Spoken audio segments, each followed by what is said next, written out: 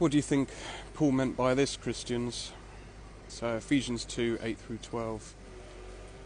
And you love to quote verse 8 and 9, but never go through 10, 11 and 12.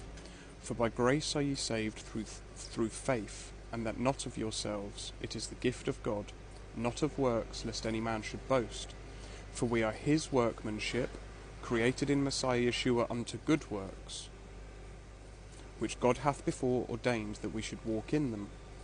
Wherefore, remember, that ye being in time past Gentiles in the flesh, who are called uncircumcision, by that which is called the circumcision in the flesh made by hands, that at that time ye were without Christ, being aliens from the commonwealth of Israel, and strangers from the covenants of promise, having no hope, and without God in the world.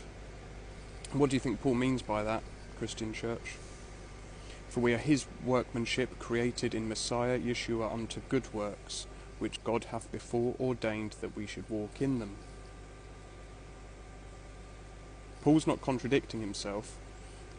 Verse 9, not of works lest any man should boast, not of the sacrificial law, not of your self-righteous works, not of Christmas, Easter, doing God's feasts, not of rebuking people for pronunciation and being the word police when Zephaniah 3:9 hasn't occurred yet.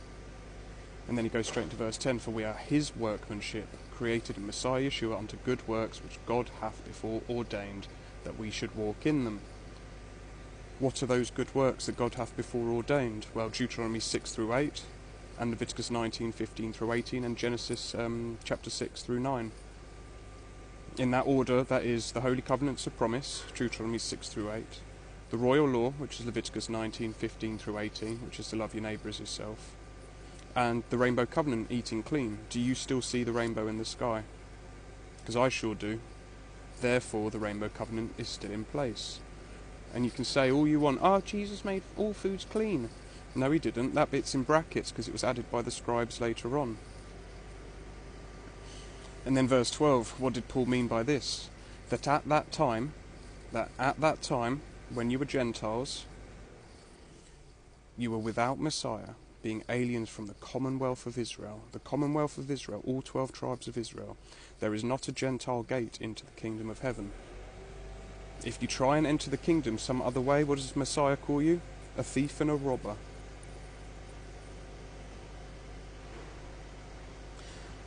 And strangers from the covenants of promise. Covenants of promise, the ones I just mentioned. The Holy Covenant given at Mount Horeb, which is the 10 Commandments, including the Saturday Sabbath, dawn to dawn, not the Jewish Friday evening to Saturday evening, and eating clean.